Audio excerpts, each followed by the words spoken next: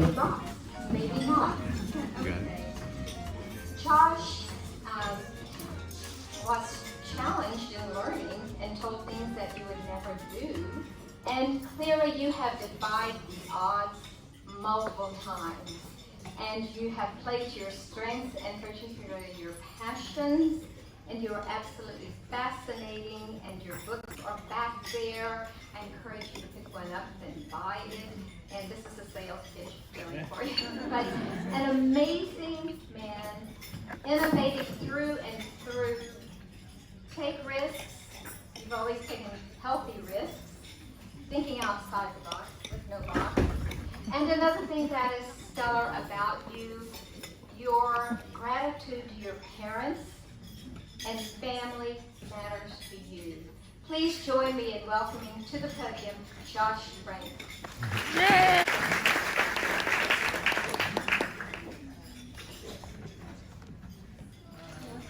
I'm super honored to be here today, and thrilled really.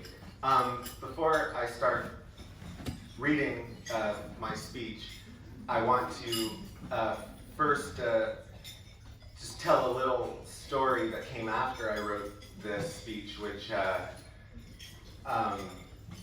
just sort of says it all, particularly about how the problems that one faces going uphill, they never end. I wrote this, spent about a week on it, I was very proud of it. I sent it to my parents, and last night at midnight, I was getting in bed to go to, actually 2 nights ago, I was getting ready to go to sleep. I sent it to my parents a couple hours before.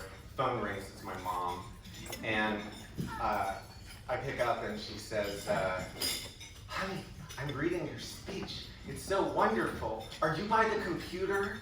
I said, no, Mom, I'm in bed. I'm going to sleep. She said, I found a couple typos. I really think you should fix them. This is an important speech. And I'm like, well, Mom, I'm reading the speech. Like, it doesn't matter.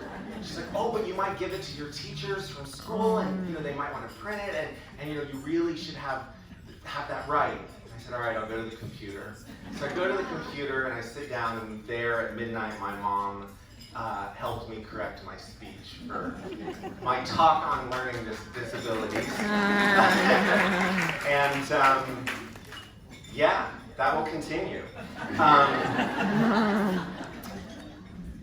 My first memory of my learning disability was, and is to this day, a giant glazed donut.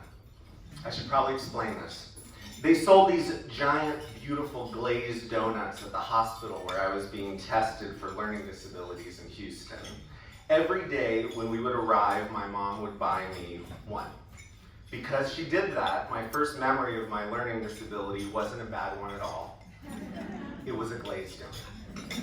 My second memory was an Australian accent. My learning tutor tester at the hospital, Mrs. Nairn, whose name I will never forget, was from this foreign land. And at 7 years old, she seemed so exotic. She had short hair as well, really tight short hair. And to this 7-year-old, she looked kind of like what I imagine someone with superpowers that lived on an all-woman island might look like if they tried to live among mortals. What better place for Superwoman's mom to work than at a hospital helping kids like me? But I digress. Back to donuts. Donuts also played a big part in the next phase of my early years with learning disabilities. They were my incentive for getting up very early every morning to catch the bus to Briarwood. In first grade, I'd been taken out of the regular school because I wasn't picking up on a thing called reading. And I had been accepted at Briarwood. All I knew at the time about it was that it was where I was going, and my friends were not. And it was totally far away. The bus ride every morning left from West University at around 7 a.m. for the 45 to 55-minute trip. So we had to get up at 6 a.m. to make it. My dad bribed me by saying that if we were able to get out of the house by 6:20 a.m., there would be time to stop for a donut at Shipley's Donuts. I was always ready to leave the house at 6:19 a.m. At that time in the morning, the donuts were just completely hot out of the oven. I could talk about donuts all day, but enough about donuts for now. In 1982, I was diagnosed with learning disabilities. All the doctors before Wonder Woman's mom had said straight out, your son will never read, he will never write, and he will never be able to do math. He will never go to college. Best to send, oh my God, I found another typo. I'm so sorry, Mom.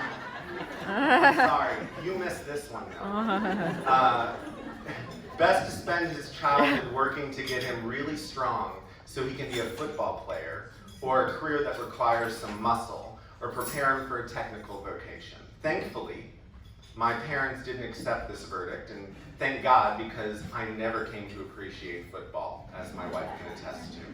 I was always more of a Danny Zuko, crossed with Data from Goonies, and a touch of Corey Feldman from Goonies as well, Mal. Let's face it, I was a total Goonie. So, lucky for me, my parents found Wonder Woman's mom, and she told us about Briarwood. On the bus to school, I would sit alone with my donut holes. I'd put on my headphones and I'd pop in either a cassette of the Cars or Genesis or the Beatles or the Ghostbusters soundtrack. I was such a cool kid. Even at a school created just for kids like me, it was hard to adapt because even at a young age, I was leaving a system and network of friends and familiar surroundings and being dropped into something totally foreign and new. I was the new kid. And kids, are not the kindest with new or different, even in a place created for different. I didn't have the same close friends. I had to now contend with Brad McCulley. Yeah, Brad, I'm talking to you. The Beatles are cool, and my personalized original John Lennon illustrated blue jean jacket was radical. You shouldn't have made fun of it.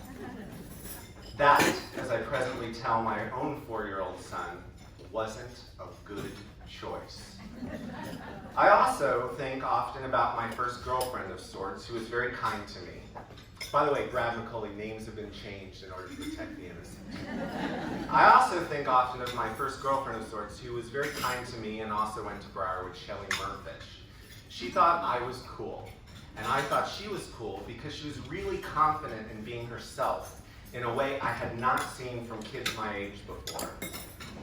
I didn't have a lot of close friends at Briarwood. She was my first. But whether the other kids could admit it consciously or not, we were in this together. Over time, I made close friends, and I love following them to this day on social media and seeing how they all found their ways to become something special in this world and make their own marks, have their families, and overcome the obstacles, each in their own way. My most important and vivid memory, however, of my first years living with learning disabilities was Mrs. Carol Wills and her life-changing English class. Despite the previous doctor's predictions that I would never learn to read or write, I was somehow sitting in an English class learning to do those things. I have no recollection of how I learned letters and words and how to put them together in some basic way. Probably because 95% of the time it was all just white noise that made no sense, and most maddening, had no real logic behind it. It was quite literally a man-made concept that we just had to accept as the way it is. A lot of trouble in the years ahead with questioning why things are the way they are. Not too many years later in high school, when I was at a regular high school, in algebra, the teacher would explain that x over y equals 7 because x is 4. I would ask, why? Why is x 4? And when the teacher would answer, just because, or because I say so, it would drive me to the brink of the existential edge of sanity. Miraculously, Mrs. Wills would filter out the 95% of white noise I heard and allow my brain to fill up with words and pictures. She did this by letting me draw stories. I like to create stories. She saw that early in me, and she let me do that during class. I would draw pictures of my stories, and then I would number each page at the bottom like in a real book, and I would staple them together in the middle like a real bound book. Years later, when I opened an old box in our basement, I found all these books I had written in Mrs. Will's class. The early ones were all pictures, but over time, each book had more words to go along with the pictures, and then sentences, and then paragraphs. It was when I went through those that I realized how far I had come, and it hit me. Mrs. Wills, she taught me how to read and write by letting me write my own books. She had overcome all the doubts the doctors had raised and set me on the path of my life's work. It was a miracle, and one that I will forever be grateful for. I was told I would never learn how to read or write.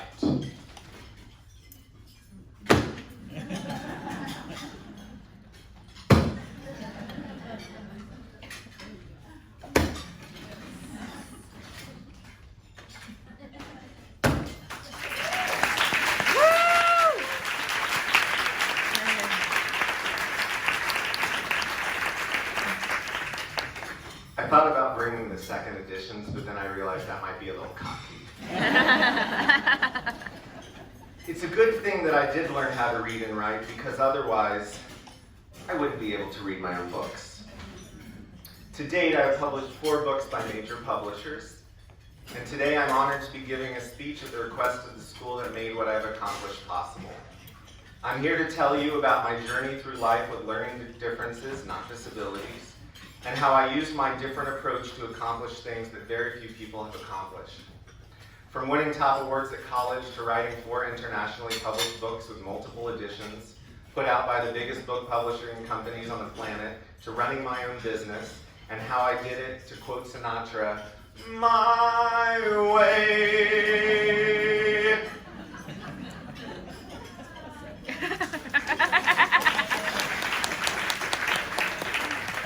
My way, in a sentence, is what Miss Wills and Briarwood taught me. Think outside the box. In one way, the traditional way, if one way, the traditional way, doesn't work, think of another way. If you can't read words, draw pictures. Don't keep banging your head against the wall trying to go straight through. If need be, go around an obstacle that stands in your way. And that is what I've done my whole life. Think outside the box. Continuing on my journey leaving Briarwood after 8th grade was one of the most frightening times of my life. At that time, my family was moving to Washington, D.C., where my dad worked as a lawyer with the Department of Justice. And the big question was, where would I go to school? My parents wanted me to go to the famous lab school, which was similar to Briarwood, but I insisted on going to a regular public school and being a regular guy. I'm grateful that my parents deferred to me, but the next 4 years were quite challenging, to say the least. I enrolled at Winston Churchill High School in Potomac, Maryland. It was a unique program where you'd be in a regular class for most of the day, but one period a day you were in a special class with an instructor who worked with you individually based on your specific needs. With that assist, I did all right in high school. Well, I made it through. For someone with learning differences like I had, a C was winning a gold medal at the Olympics. My only D's came from math. You can't write storybooks using math.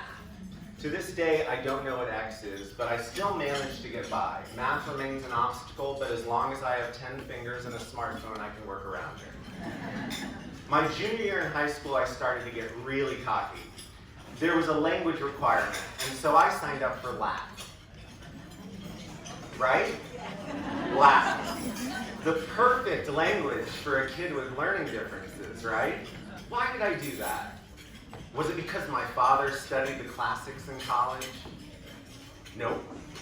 Was it because I really wanted to get down to the essence of the English language and conquer it just as the Romans had conquered, well, everyone? No. It was none of those things. It was because of the only thing that motivates a teenage boy, a girl. Linda was my girlfriend, and she was wicked smart and really driven. Really, really, really driven.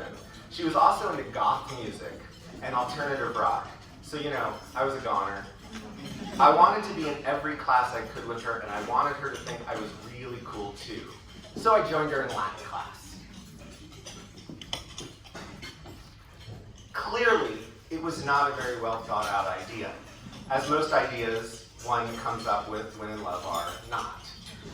By the end of the semester, I had a real problem. You see, the class didn't do weekly reports like homework or anything like that. Just one big test at the end of the semester, and it was a doozy.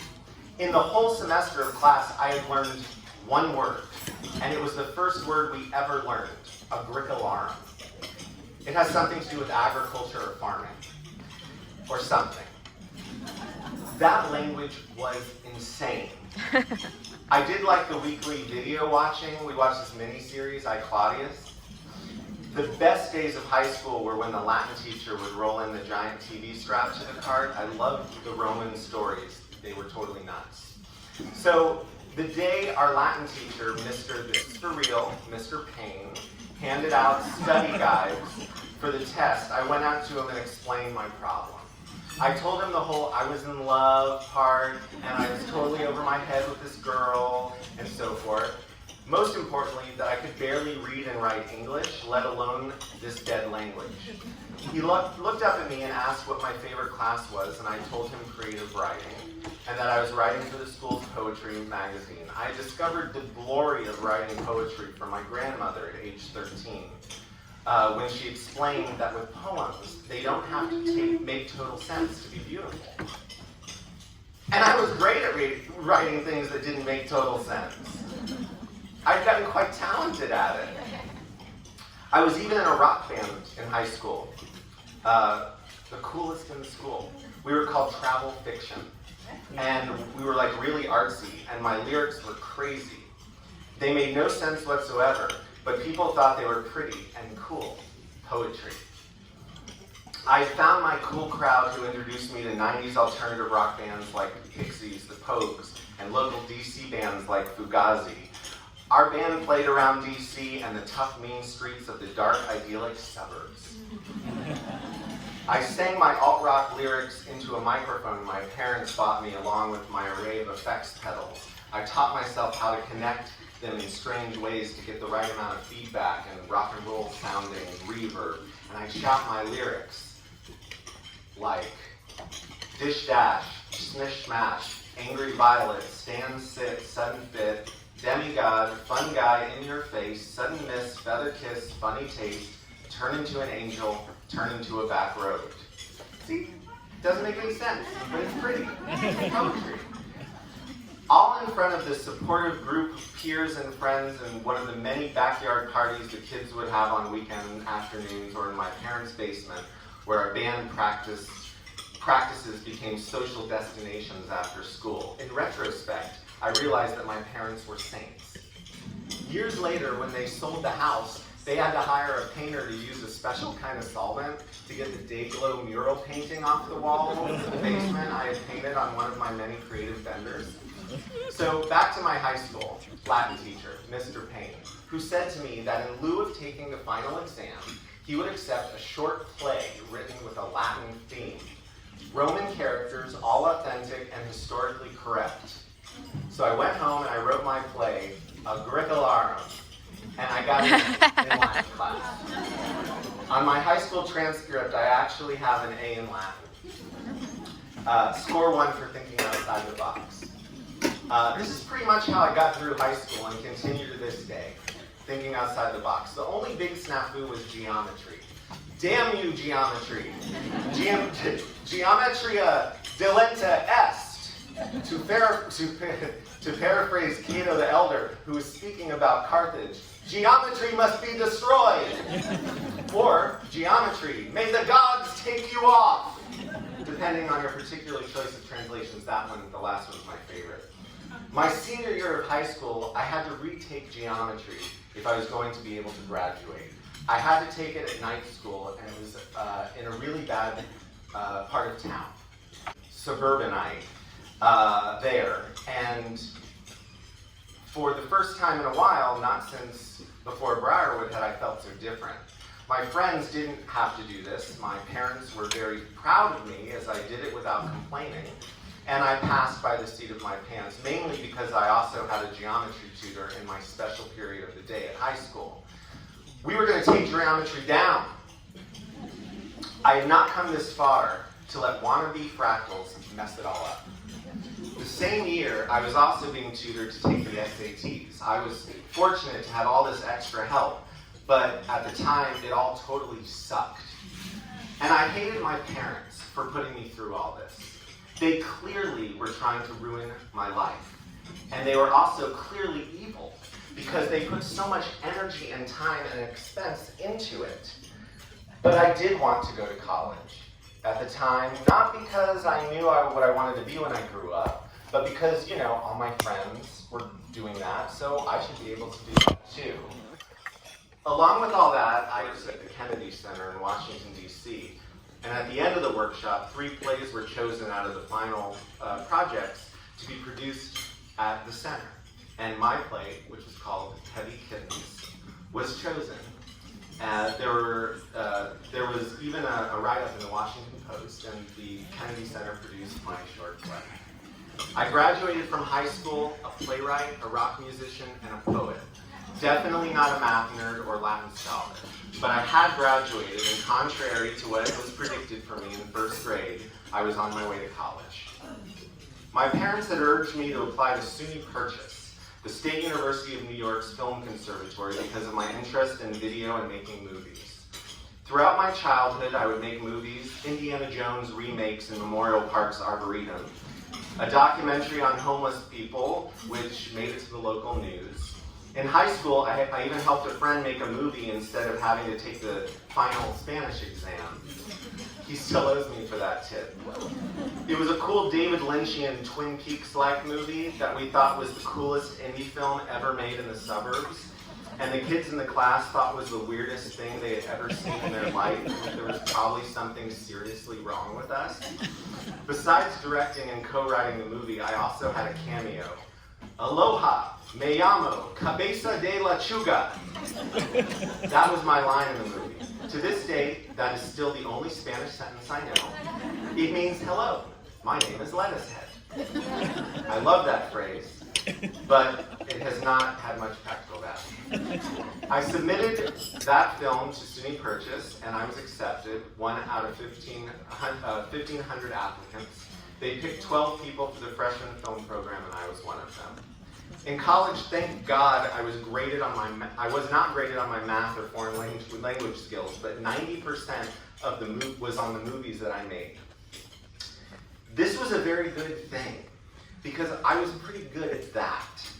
I won the Kodak Film Scholarship my junior year for my thesis film, The Last Entering.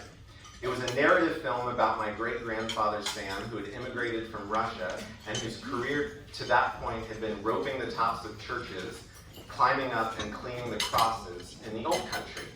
I really owed ending up at Briarwood in Texas to him, because when he asked a friend what he should do to make money in America, he was told, since you rope the tops of churches, you should go to Texas and be a cowboy. True story. And he did. In college, I had another rock band. This one was called Michigan Impossible. I came up with it. The first lyrics I wrote for that band are burnt into my mind forever. Arizona, Arizona, wish I'd known ya when I was young. The road to Vegas, it is contagious. I won't go round there anymore. For my senior project, I didn't make a film like the other kids. I was worried about what was going to happen after college. I still didn't know much math, but one calculation that was not hard to do was that movies were expensive to make. It didn't look like I would be making a big movie anytime soon. I had a feeling that unlike the other kids in school who planned to work their way up in the industry by doing office jobs, for studio execs, I realized that my limited spelling, grammar, and math skills would not make me the most prized candidate for that kind of thing. So I wrote a cinematic play for my thesis, and I produced it in the soundstage of our film building. My thought was if I could produce cool plays, that was something I could do right out of college because you don't need $50,000 to $100,000 to do it. My classmates already hated me, for being the guy that won the Kodak scholarship. So most of them pretty much felt like making a play over a film like everyone else had been doing and doing for decades at school was like cheating. I call it thinking differently, thinking outside the box. I graduated with a B+. Coincidentally, considering my budding playwright career, the famed playwright Edward Albee was the commencement speaker at my graduation. My parents, who had expected to be attending a graduation ceremony at a tech school, cried at the event. I would have had an A, except I went and made the same mistake I made in high school. Yes, I followed a girlfriend into a class that was totally out of my wheelhouse. Surrealism in literature. Fool me once, shame on me. Fool me twice, it must be love. I basically failed surrealism in literature. The teacher had pity on me though and gave me a D-, knowing I had to at least pass one elective to graduate. It wasn't that I didn't understand surrealism. Far from it. I was on one of the greatest next generation surrealists in my own mind. I tried to explain this to my teacher by quoting Salvador Dali when he was kicked out of his own movement. He said, "I am surrealism." I think that is what pushed me to a passing grade because it wasn't my essay. My essay did not understand surrealism, but I did. So I graduated a filmmaker, a playwright, a musician, but not a surrealist scholar. Yet. Having overcome so many things that I wasn't expected to overcome, I wasn't prepared for graduating from college. Graduation snuck up on me, and when I reached it, all I could think about was how to buy another couple of years in this place. There was no way, though. It was inevitable. I was going to have to figure out how to be an adult with learning differences now. The end was nigh, and I had no idea what I was going to do next. So I packed my car on move-out day, threw my 3 garbage bags full of stuff into the trunk, and as any young filmmaker would do, headed out to Los Angeles to start internships at some film production companies. After 4 weeks of fetching coffee for production assistants, I threw my same 3 bags back into my car and drove the hell out of sunny Los Angeles as fast as I could. I was headed to Austin, Texas, at the time, the creative center of the universe and the place where I was born, to start a theater company, where I would write and direct my own plays. At the time, my father, who mostly had given me great advice in my life, told me, and I will never forget this, if you leave Los Angeles, it will be the biggest mistake of your life. He was wrong. This one time. And to his credit, he admits it. It was a gut instinct on my part. There was no logic to it, really. I was leaving the clear path that all follow and driving into the void and towards the flat, open, forever plains of West Texas, to the rolling hills of the Austin Hill Country, to the little toy town that I had been born in. I've always been drawn back to Texas. It just felt right to return there. Now. Thus began my residency in the noble field of starving artist profession, or, as they are known by insiders, the barista years. Within 6 months, I had started my own theater company. Since I had no theater, I called it the Theaterless Theater Company. Thus began my next lesson in thinking outside the box. I had no idea how to start a theater company, but it was here that I learned one of the most important lessons of my entrepreneurial life. The way you start a business is by making a business card. Only $9.98 for 500.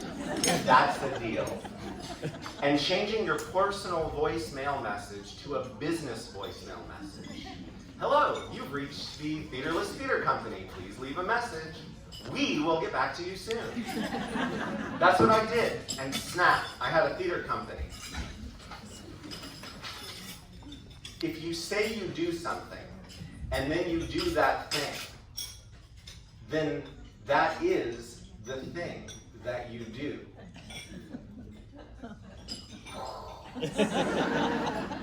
I put an ad in the local city paper for auditions to a play I had written in college called Night of the Werewolf. The ad boasted, a new and exciting theater company just arrived in Austin from Los Angeles, California. And within days, I was getting voicemails for audition times. People actually thought I already had a theater company. I rented a room at the local community arts organization building to hold auditions. I couldn't afford to rent a real theater to put on my plays in, so I pitched the idea of doing my play in the building's alleyway. From that point on, most of my plays were in alleyways or bars. Another outside-the-box strategy. Can't afford a theater? Find an alleyway. Alleyways are totally underused, and there are lots of alleyways. So find an alleyway. And the price is usually right. I was now a theater producer. My first play got rave reviews from the local city papers, and I was hooked. I was a working artist because I had my own theater company and a far from lucrative day job as a barista. But life was good because I was having success at a thing I was good at and knew how to do well. The value knew how to do well. Yeah. Knew how to do well. I got that one, Mom. All by myself. Yeah. The value of one's ability to be successful at the thing they are best at is unquantifiable. I was best at something I had yet to figure out how to monetize. If someone had suggested at the time that it was an endeavor not worth pursuing because of this, my story would end here. But no one suggested that. I was on my own, supporting myself one coffee bean at a time, living the good life in God's country. My parents, although naturally concerned about me, were supportive, proud, and cheered me on. I would call my dad with my latest artistic scheme, and he would ask, "How much is this going to cost me?" And when I would say, "Nothing," he would cheerfully respond, "Sei gesund," Yiddish for "go ahead and be well." My parents were totally winging it, as was I. But because they supported my strange path, they allowed me to be taught that sometimes a door will open for you that you had not considered going through before because you were looking for a specific door leading to a specific place. But maybe, since that particular door is open, you should walk through it. See what's inside, look around. Why pass up the open door while looking for the one that is not? Maybe the door that opened, although not exactly the door of your dreams, will eventually lead you back to the door you were always looking to open to begin with. My open door led me to Werner Herzog. If you're not familiar with the infamous German filmmaker's work, it's either because you've never seen one of his mainstream documentaries, or you never went to film school and took a new German cinema class like I did. Before he became a cult icon, I was a fan of his work. My favorite movie of his was called Strozek. Briefly, it's about a German street performer, recently released from prison, who teams up with a down-on-her-luck prostitute, leaves Germany and ventures to Wisconsin, striving for the good life. It doesn't end well for Strozek. The film ends with a sequence showing a chicken dancing, a duck playing a drum, and a rabbit riding a fire truck in coin-operated attractions as the protagonist steals a frozen chicken, a truck, and a shotgun, and spins out of control in a parking lot in Middle America as a banjo band plays upbeat music with many whoos and ha's. It was nuts. I loved it. Just my kind of film. So I get the idea to stage it as a play with my theater company. I taught myself how to adapt movie scripts into plays and musicals, and I adapted it. This is where my thinking outside the box philosophy really kicked into full gear. I tracked down Werner's production company in Germany, Berlin actually, and cold called it. His brother Luki picked up the phone. I explained what I wanted to do, and in broken English and a thick German accent, he said, "I'll relay your request to Werner." 2 months later, I'd forgotten all about the call. It was 6 a.m. in Austin, and my roommate was yelling down the hall, "Josh, there's some angry German guy on the phone asking for you." "Why is there an angry German guy on the phone asking for you at 6 a.m., Josh?" I picked the phone up half asleep, and the voice on the other end of the line was indeed angry sounding and German sounding. "Hello, Mr. Frank. This is Werner Herzog. What do you want with my film?" 7 months later, Werner Herzog's Strozek opened in Austin, Texas. I even got a local puppet theater to help me pull off the dancing chicken bit. My first major contribution to keeping Austin weird. Werner Herzog is the reason all my future endeavors would occur. Every book I've written, business I've started, it all goes back to this crazy German filmmaker. Well, it goes back to Briarwood and my language, but the calling card of my future was the crazy German filmmaker. Why? Well, so I never let anything stop me because I always figured if I could find Werner Herzog in Berlin and get him to okay turning his crazy movie into a play in Austin, Texas, I could pretty much do just about anything. My next idea was to write a musical about my favorite unsung heroes of rock, the band The Pixies. They were the original alt-rock band who heavily influenced Nirvana, Radiohead, the Smashing Pumpkins. They broke up in 1993. It was now 2002. Rock musicals about the 60s icons were big at the time. And I worked briefly for a producer who put on a Janis Joplin rock musical off Broadway in New York City. And I thought that my generation of alternative rock fans deserved a rock musical also. The Pixies seemed the perfect band for the treatment. The leader of the Pixies was a fellow named Black Francis. Just like with Werner Herzog, I cold called his manager. My best friend calls what I do the Josh Frank just ask. I explained that I was a theater producer and I wanted to write a musical about Black Francis and the Pixies. I knew that Francis was into weird movies too, so I threw in that my previous project had been a collaboration with the works of German filmmaker Werner Herzog. The manager said he'd get back to me. A week later, the manager called me back and asked if I was in Los Angeles because Charles Thompson, aka Black Francis, would be happy to meet with me. Because, and I quote, if I was good enough for Werner Herzog, I was good enough for Black Francis. I told the manager I wasn't in LA right now, but funny enough, I'd be in LA the following week, if that would work.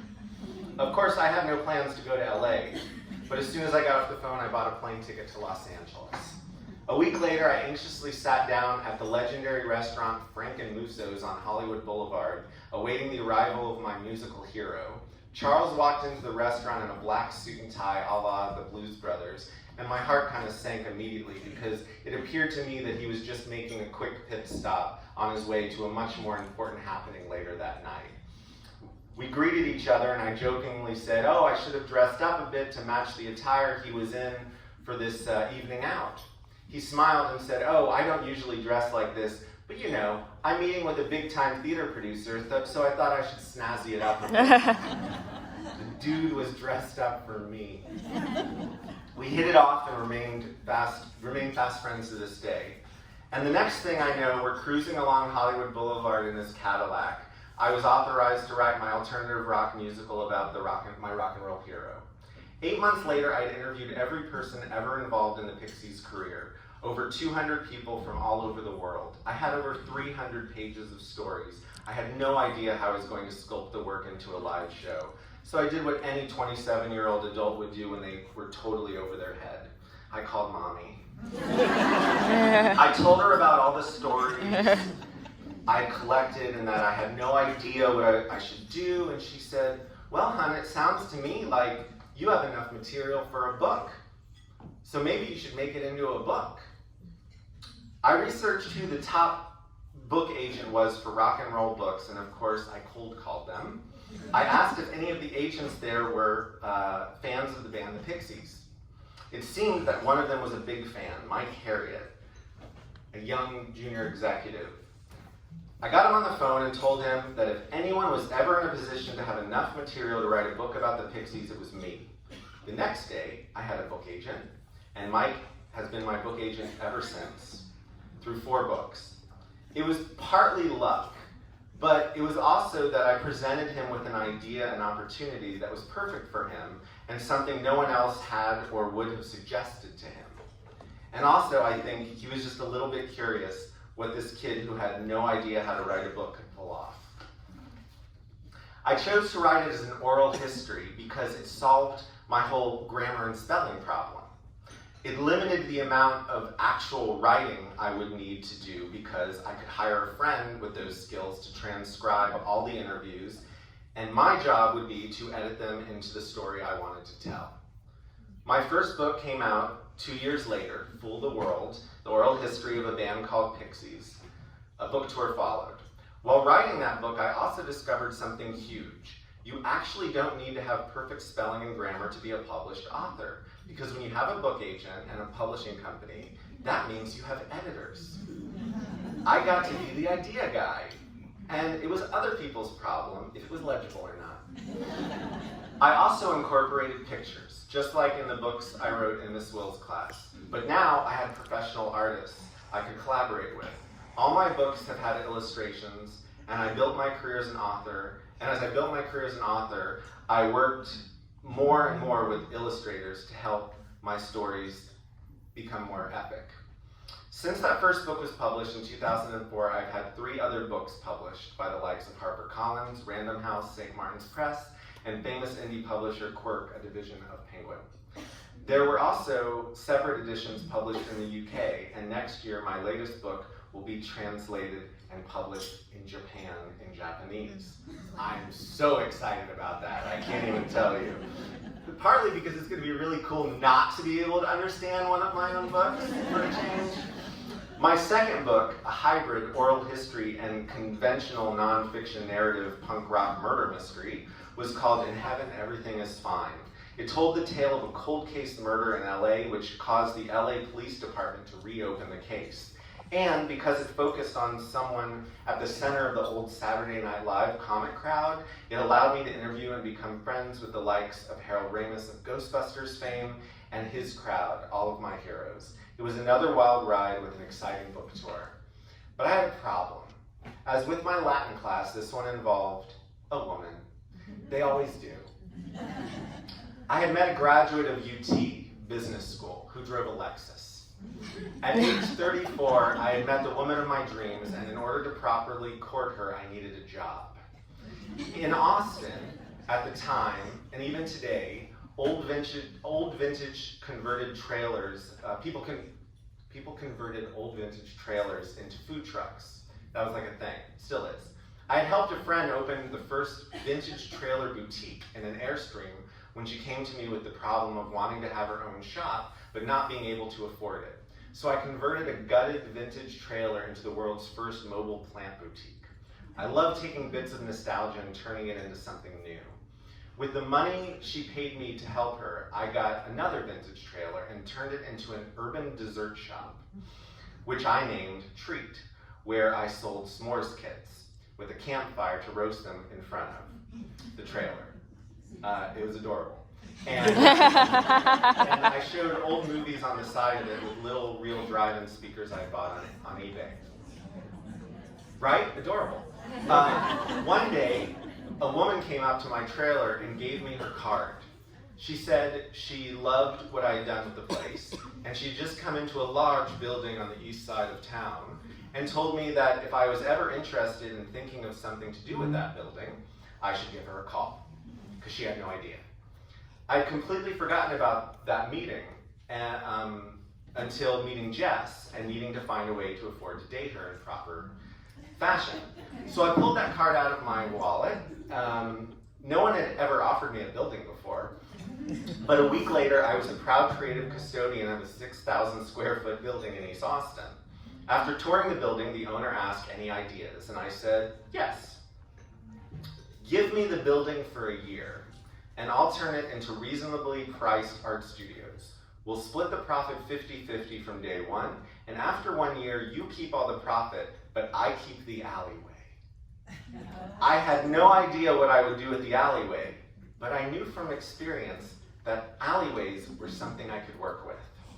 So within 3 weeks of meeting Jess, who would become my future wife and mother of my children, I had a job and the necessary income to court her. 6 months later, for our 6-month anniversary, I painted a movie screen onto the wall of that building's alleyway and drove her in with a projector on top of her car and showed her her favorite movie, Grease. At my custom-made drive-in, sitting there watching the movie with her, I realized what I was going to do with the alleyway. I was going to open the world's first mini urban boutique drive-in movie theater, and I did. I was in business, and and I still am to this day, with the Blue Starlight Drive-In in Austin, Texas. And Jess became not only my wife, but my business partner. Her business skills and emotional support are the rock-solid foundation of my business and family life. We are on this adventure together, and I couldn't ask for a better friend and navigator.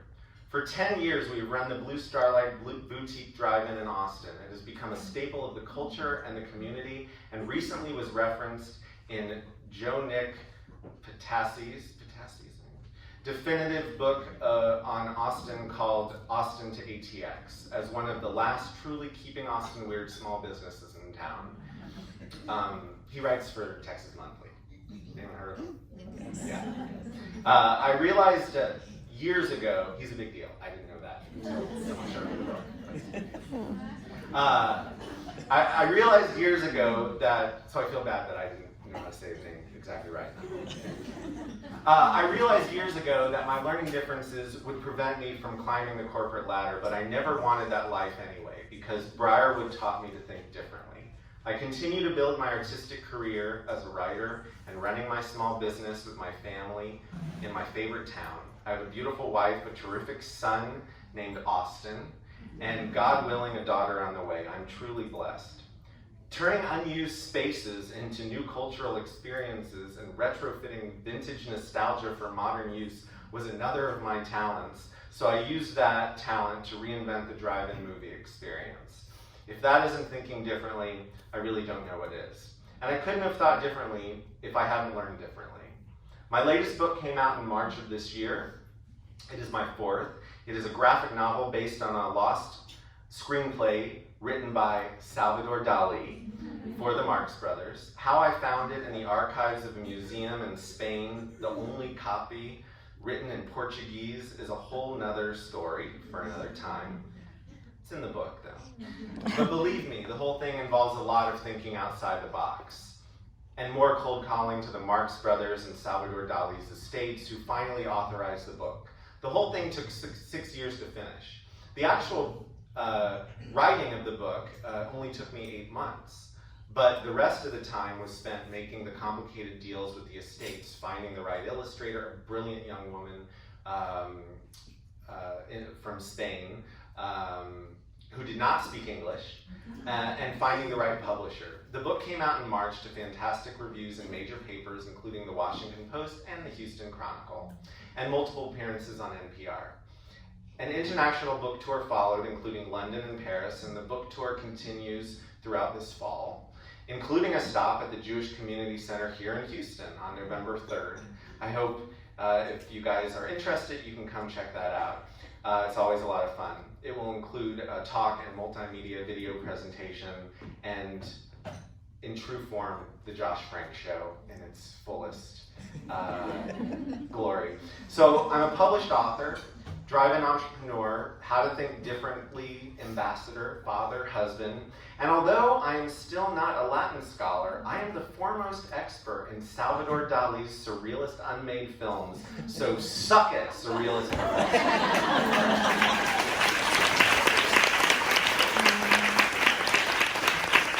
I really want to find her. As I come to the end of my story here today, on my ongoing journey living with learning differences, you probably have noticed by now I have mentioned my parents often in this tale. Without them and their relentless, borderline psychologically pathological pursuit of giving me every opportunity possible to become the best me I can be, I would not be here today telling you my story. My parents in Briarwood gave me amazing tools to be able to see how to navigate the world differently. Did they teach me to spell or do grammar good? No. Yes, I know that that's... I looked it up. They taught me tools, though, to go farther than anyone expected. Many of my Briarwood classmates surpassed my limited grasp of putting to use the English language on paper without spell check, grammar check, editors, assistants, and my mom. And dad, and sister, and wife. But what Briarwood taught me, more importantly, is how to get over the problem, how to troubleshoot, how to not give up, how to find new paths to the answers. by doing things differently, and that you can't do things differently unless you can think differently, and that is what I'm good at doing all along. And of course, they taught me how to focus on my strengths. I've carried these tools with me on an amazing adventure that is ongoing. I still don't know exactly what I'm going to be when I grow up. The challenges of thinking differently never go away, and sometimes it takes years, even decades longer, to find one's place in a very one way or the highway of doing things world. I'm still looking for the how can I cull a more traditional secure career out of my plethora of creative small businesses and worthy yet financially unquantifiable books, movies, music, and plays I've created. So, if any of you are looking to hire me, I'm open to suggestions, but nothing that involves geometry. That is a non-starter. Thank you so much for having me here today. It is the greatest honor to be invited here to share a bit about being different and the people at Briarwood who let me be me. I've come so far because of what I've learned and how I was treated at Briarwood, but despite the years and experiences, I will always be, as well, many of us will always be, the little kid walking through the halls from class to class at age 7, wondering how far we can go, if the obstacles in our way are stronger than we are, if we are normal, always loving hot donuts, especially Shipley's at 6:20 a.m., right before catching the bus to Briarwood School. And I would just like to close with a quote by Guy Clark, the Texas musician. He said, from his lyrics, "He's one of those who knows that life is just a leap of faith. Spread your arms, hold your breath, and always trust your cape. All these years, the people said, he's acting like a kid. He did not know he could not fly, so he did." Thank you, everybody.